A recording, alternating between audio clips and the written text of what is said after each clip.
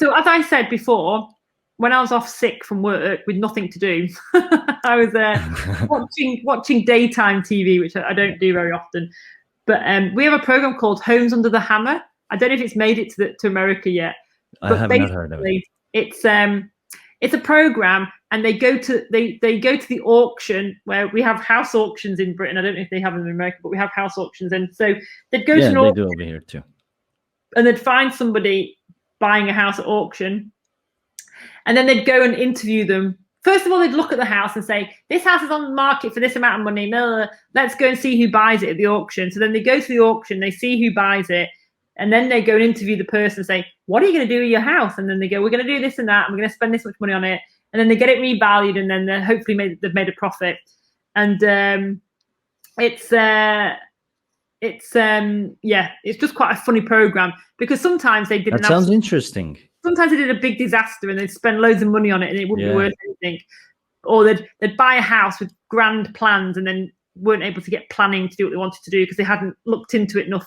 But out of most of them did make money from it. So I was thinking, well, if these guys can do it, I can definitely do it. So, and I just wanted a way of making money where I didn't have to go to work every day. Because we were talking about business, weren't we, before we went on air? Right, and I think if you can raise money without having to stand in front of somebody in order for you to get your hourly rate, then that's the definition of success. That's the golden ticket. And I think, I'm really interested. I mean, I never was before when I was working as a nurse. But now I'm really interested in people like Warren Buffett and Robert Kiyosaki and all these people that are really interesting business people. Richard Branson, hate him or love him, he's a bit like Marmite, but I think Robert Kiyosaki, my mom, when I first came to America, that was the first book she gave it to me to read, Rich Dad Poor Dad by Robert Kiyosaki. So. I know, and it's a great book. I mean, my only one criticism is he probably could have written it in 10 pages. But I get That's how he speaks too, though. The 13-minute video is like a 1-minute info. That's just how he is. So I reckon he probably could have got it down to 10 pages, but I think so I find people like that really interesting, and so it got me sort of thinking about how I approached my income differently. And I don't know about you, but in the UK, even before COVID, we were all like burnt out and exhausted and understaffed and overworked. And I just thought, I've worked 25 years as a nurse. I'm 43. I've got another 25 years left. There's no way I've got 25 years left of my life to do that job.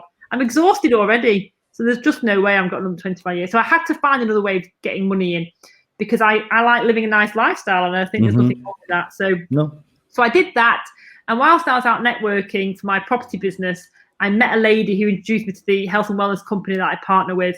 And she was the one that educated me about the products, because actually I'd already become aware of the nutrition stuff, but I had never thought about what I was putting on my skin. I just went down to the local supermarket and bought, 99p face wash. I mean, God only knows what's in that. So, because if you're selling it for 99p, how much does it cost for you to make it?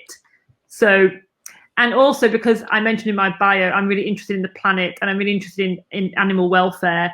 Again, I think it's important that I use products that I know are in no way harming the planet or animals. So not everyone cares about that stuff, but it's important to me. It matches my values. So I found a company. We have products, as I say, skincare, nutrition, cosmetics, and so I have my own online store. You guys make those?